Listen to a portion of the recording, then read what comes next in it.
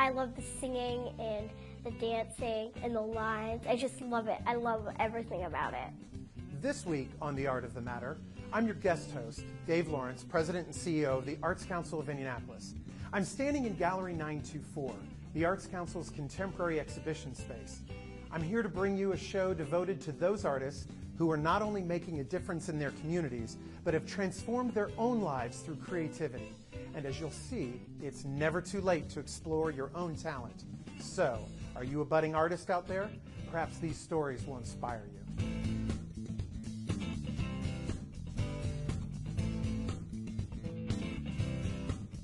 Welcome to this edition of The Art of the Matter. Once again, I'm your guest host, Dave Lawrence. Our mission here at the Arts Council of Indianapolis is to foster meaningful engagement in the arts. And believe me, people from all disciplines, skill levels, and age groups have come through our doors, and we've been proud to foster their growth and to share in their achievements. If there's one common denominator, it's this. No matter when and how you participate in the arts, they can enrich your life in more ways than you might have imagined. But seeing is believing. Our first story is about a man who, at first, thought he wasn't cut out to be an artist. And as he tried to launch a career, he heard a lot of discouraging words. But it was his inner voice that he listened to. And at the Indianapolis Arts Center, he's finding out that it's never too late to be what you might have been.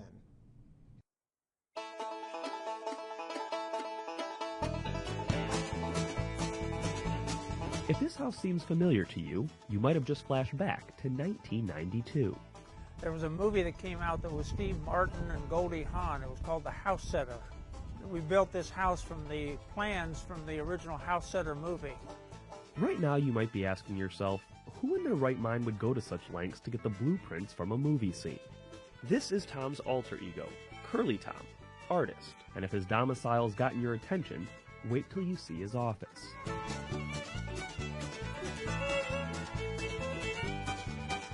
There are self-curlies everywhere, including this one, Screaming Curly. Look closely, and you'll see it's made literally of hundreds of miniature prints of Munch's The Scream. Tom's of sound mind, all right. It's just a mind that works differently than most of ours.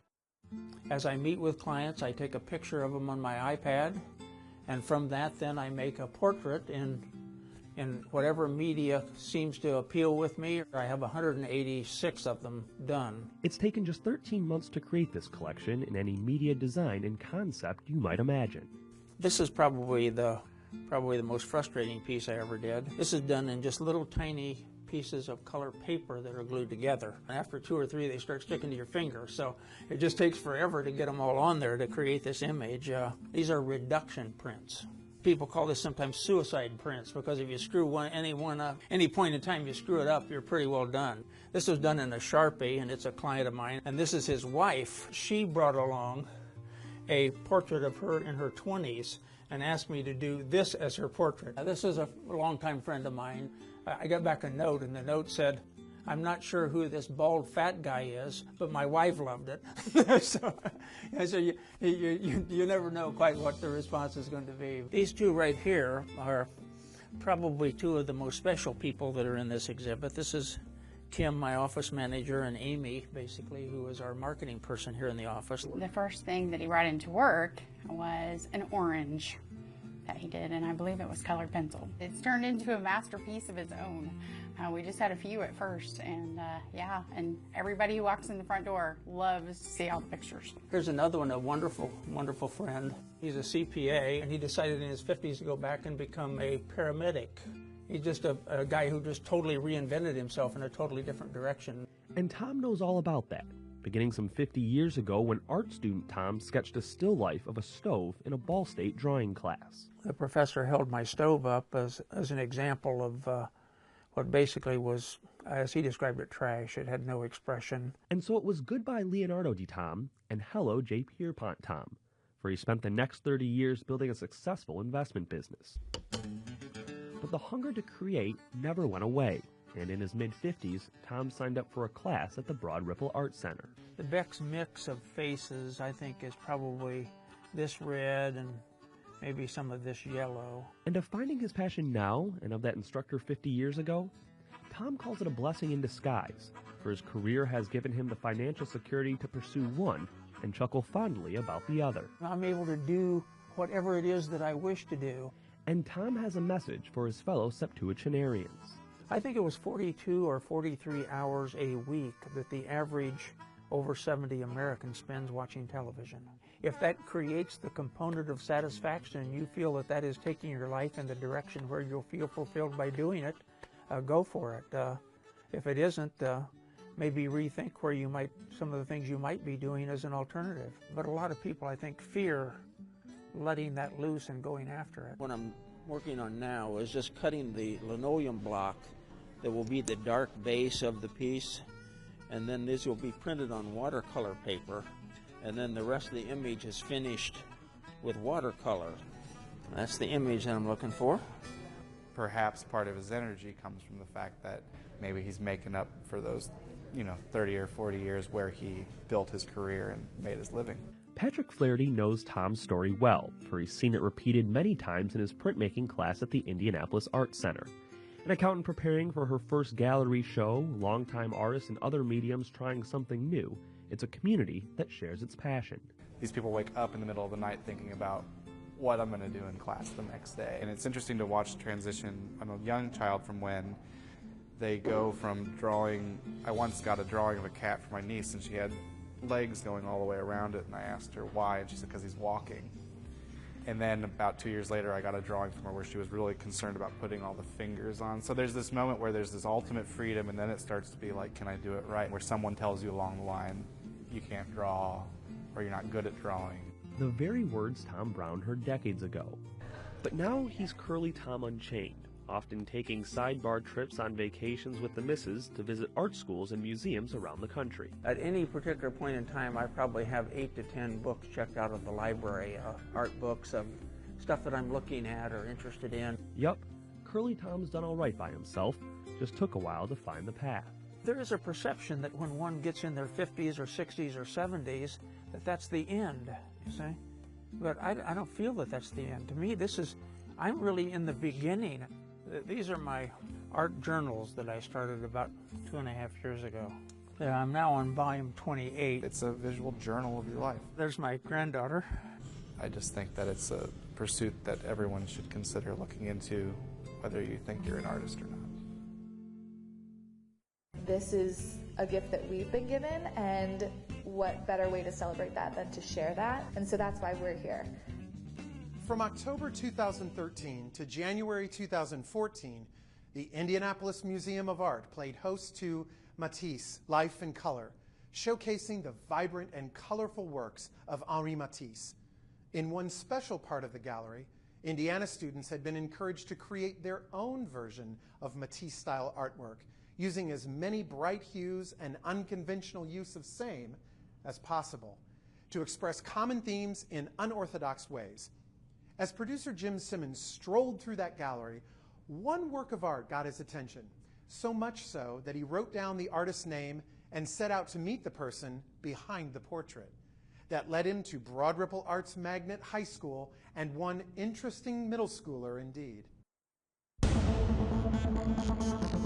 This was the drawing that got my attention in several roomfuls with several wallfuls because it was so different. And that was the idea all along. It seemed like everybody else was doing the same thing, and I was trying to be at least a little different from what everybody else was doing. I was also struck by how young the artist was. She's always here early. Where is she? Enough to write down the name Michaela Gray and call Broad Ripple High School to check the 9th grader out. And once in the presence of her work, I realized that what got my attention was classic Gray. For Michaela does have a favorite subject, faces. All kinds of faces.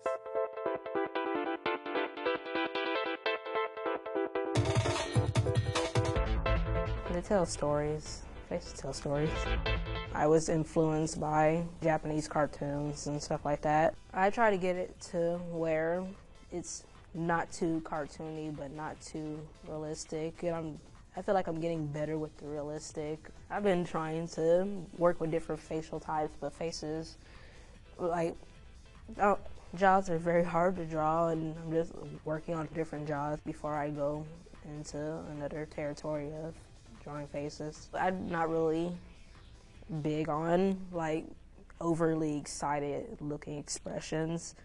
Those are actually something I'm still practicing with without making it look overly excited. What goes through my mind is like what kind of world they live in and what it looks like, what they do, how are they dressing, who do they hang out with. For her, that I think it's necessary for her to create those little worlds. I think it helps her flesh out the visual much better. And like if that's going to be your TV head, these are going to be your legs. She's very experimental, and that's going to take her far. She's going to go down past. She's going to absorb it. She's going to, take her own take from it basically, and create something that's very personal for her. She's a sponge. She really is. She's really eager to learn, and because she's always practicing, she'll just get better and better. You see that type of skill level. It's not necessarily showing them how to do it. It's almost showing them different techniques and letting them practice those techniques, because they're going to be good at almost every technique. It's just a matter of showing them the right way of doing it and then letting their themes take over. She has her most fun when you actually let the chains off and let them actually create their art for their own purpose. You can't really draw when you're just sitting in the box all the time. You have to get some different ideas every now and then. It gives them a lot of freedom. Broad Ripple is a magnet school, with students having to pass auditions and show portfolios to get into arts programs. That's not such a bad thing, for being with the best brings out the best in Michaela, not only through her art, but also in unexpected ways. She also starts to act as the teacher. When you have a student like that, she starts to gather people around her, start to emulate her work ethic, her style. It's great for me because they just push each other. So just back and forth, and competitive or not, they're getting some quality work, and I think that's the human spirit. So she's driven to just get herself out there and be the best. She's very driven. She's very, I guess the word would be serene. She's very centered. She's very mature for her age. They'll sit and they'll draw together, and they'll share their drawings, and they will talk about what they're doing and the characters and so forth. I don't want to say she's competitive. I don't think I'd call it that necessarily. She just really wants to have her work seen by other people. Seen by enough people who can recognize some talent to win a slew of awards, which, believe it or not, surprises Michaela. It makes me feel really happy that people actually like it enough to think that I actually deserve an award of any kind. Like, Lady Blue won first place last year. It was very surprising because I had it in my mindset. I said, no, I see like better paintings up here, so I already know what I'm going to get. She's holding herself to this standard that's almost unreachable, which is great because she'll always keep shooting for it, but especially as a ninth grader. Michaela's still a kid, and a pretty grounded one at that, running track and volunteering to assist the elderly at church services, although admitting to wanting to grace some of her portraits with hairstyles she's seen pew-side. Next up, the challenge of more full-body detail, something she'll need to master, although right now she's not sure where her talent will lead her, either to a career as a painter or as a pop comic book artist, or both. Whatever the discipline, Michaela's work ethic will be there. You can't just like half and half it and expect to actually get somewhere. Don't half and half your stuff. Actually work hard and put some effort into it. My mom always told me that, if I have the dream to be able to do something, then I should just go for it. With her, it's going to be turning all her little dreams into, full-scale reality art. And you're part of that. And we're all part of it.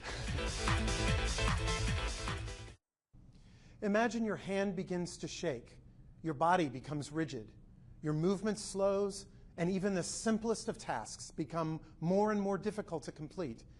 These often debilitating symptoms go hand in hand with the progressive movement disorder, Parkinson's disease. Now imagine those symptoms start to subside, and your body begins to explore movement in new, liberating ways. That's exactly what's happening in Bloomington, Indiana, every Tuesday afternoon, thanks to Dance for Parkinson's. You're about to meet Alyssa Kandati, a rising senior student of dance at Indiana University. Together with seasoned professional and Arts Council Creative Renewal Fellow Roberta Wong, these two instructors guide a diverse, multi-generational class in ways that make it easy to see how the art of dance can be enjoyed by students of all ages and abilities. The Windfall Dance Studio in Bloomington, Indiana isn't exactly the first place you'd go if you had trouble moving your body. For there's lots of movement here. But today, as with every Tuesday afternoon, people with Parkinson's aren't just moving, they're dancing.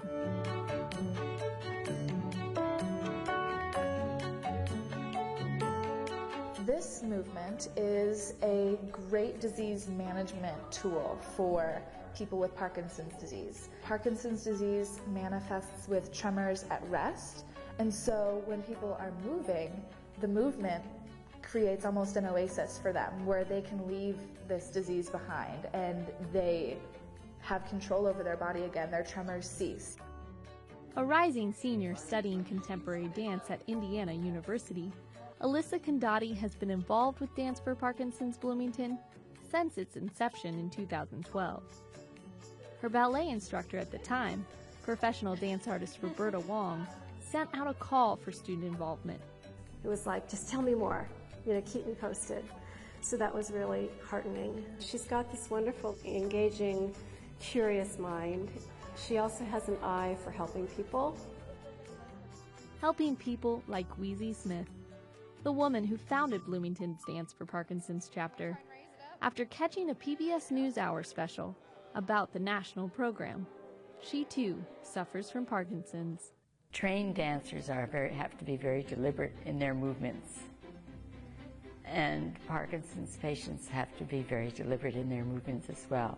I think what happens with Parkinson's is that your movements slow down. And what I'm experiencing now is that I sometimes freeze. But if I am deliberate about my movements and think about what I'm doing, it can help me through that time. This class can be taken into daily life. Not only is it great for exploring your movement and expressing yourself and having fun with your friends in class, but it can also be taken into your daily life. And if you can actively employ those rhythms or movements or ideas, your brain will process it differently, and you'll be able to regain control of your movements. Participants not only include people with Parkinson's, but also other IU dance students, there to inspire those around them. We don't just want to dance for ourselves, because this is a gift that we've been given, and what better way to celebrate that than to share that? And so that's why we're here. Having someone next to you moving in such a way that the instructor is, that can just encourage a person who's maybe having a little bit more difficulty moving in that way to emulate what they see. So it's always important to have some helpers and some volunteers, even just to hold a hand or just to explain or have a nice conversation. It's completely about community. A community now woven together through Roberta and Alyssa's unique approach to cultivating movement. It's stimulating, it's vibrating, it's engaging. It's designed to be a safe space for the community. It's designed so that people who normally isolate in their own homes will actually get out and be within a community that they trust, whom they feel safe with, and just enjoy the work. The work includes live musical stylings for musician Joseph Galvin, an advocate and large supporter of the class. I think it's an active way to continue the arts. It's nice to have these types of programs that cover all ages, so we can try and continue advocating for the arts and participating in the arts and making it an activity that people want to do no matter what age you are. And Alyssa's Parkinson's students want to do just that. They want to participate, they want to engage, they even want to perform, as they did for Alyssa's fully choreographed junior thesis presentation on stage at Buskirk Chumley Theater. Coming to this program, I knew I was going to do this project. You have to do it to graduate, but I had never dreamt that I would have a multi-generational cast. But after working with this group every week, I couldn't imagine dancing without them on stage. Martha Graham, the mother of modern dance, once said, "Nothing is more revealing than movement, and movement is certainly present here. in every way, for everyone, no matter the age or ability. Finally, we all know the lyric that a spoonful of sugar helps the medicine go down. Our last story is about how art, specifically theater, can impart to our youngest artists some very powerful life skills, skills they can use throughout their lives. Our focus is the youngest member of a family of performers who, through her involvement in programs like the ones offered at the Booth Tarkington Civic Theater, is not only having a whale of a time on stage, she's learning discipline and self-confidence in a most delightful way.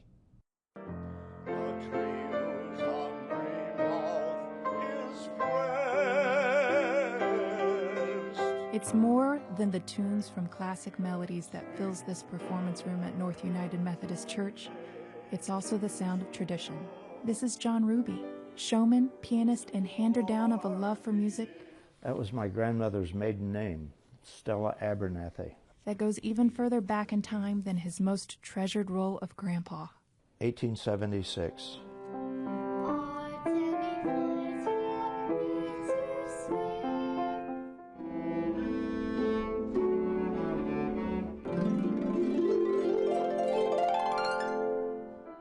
With all apologies to Rodgers and Hammerstein, these halls are alive with the sound of music. When he was 8, John used to sit in the front row of church, basking in the music played by his mother, and he's passed that love of performing onto his daughter, and she, in turn, onto her daughters.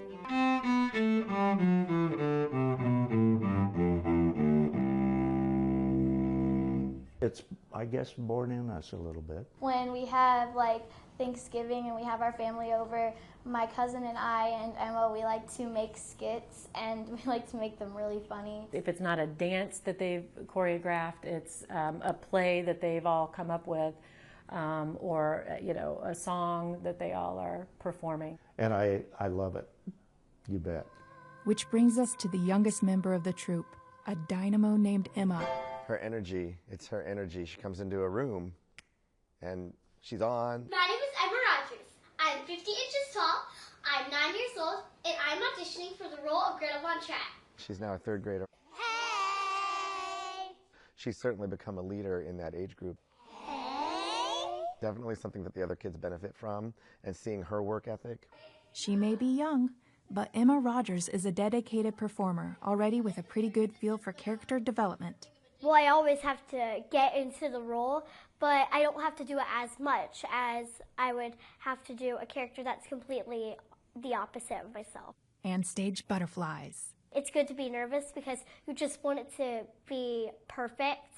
Oh, and there's emergency ad-libbing. We were doing The Lonely Goat Herd on the bed. The bed, for some reason, wasn't out, so that was pretty tricky to do that without the bed. She's even philosophical about the confounding process of memorizing lines. I don't know how I managed to do it.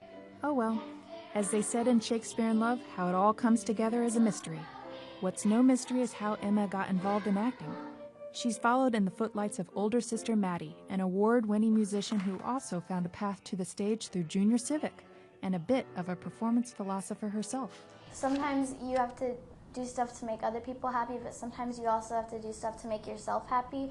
And then when both of those things kind of like collide, it's really cool. When they clap for you, it just feels like all the hard work you've done for the show, it feels like it's paid off, and you just know you've made someone smile.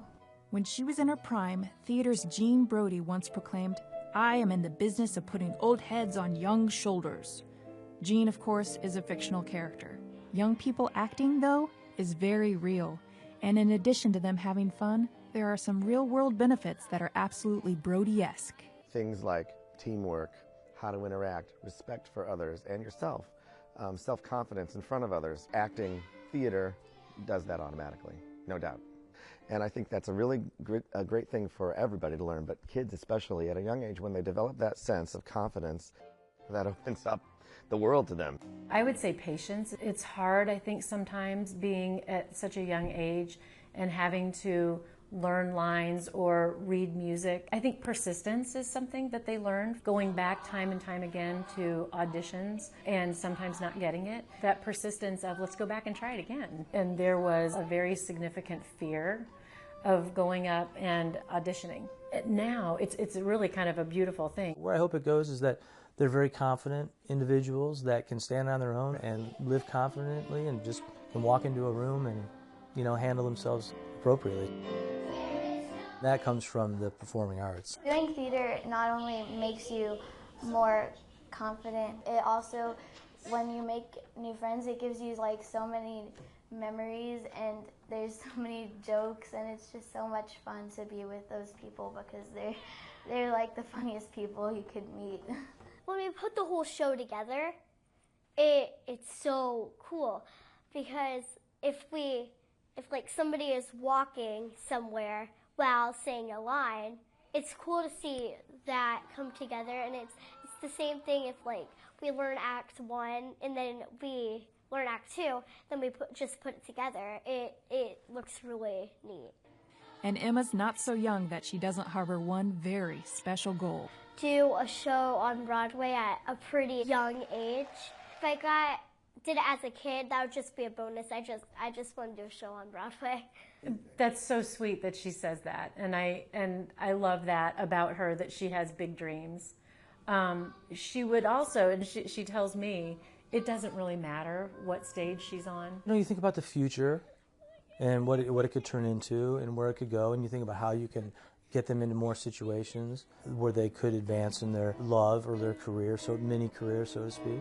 But then you also think about the past when they were doing little things like, I'm going to get choked up, little things like Wizard of Oz kind of things, little munchkin things, you know, so it's very sweet. So yeah, so there's all kinds of different emotions that go on. I love the singing and the dancing and the lines. I just love it. I love everything about it. No matter where Emma's or Maddie's or any performer's life journey takes them,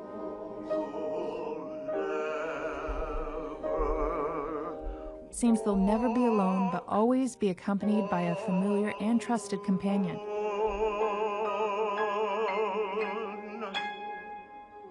The sound of applause. And that's not such a bad road to be on. Thanks for watching. I hope that you'll take the message of the show to heart and look for ways to enhance or maybe even jumpstart your own creativity. There are many programs out there that can help you do that. How good you might be and what satisfaction it might give you are things that only you can discover for yourself. And at the Arts Council of Indianapolis, we're always here to assist. Have a great and creative week.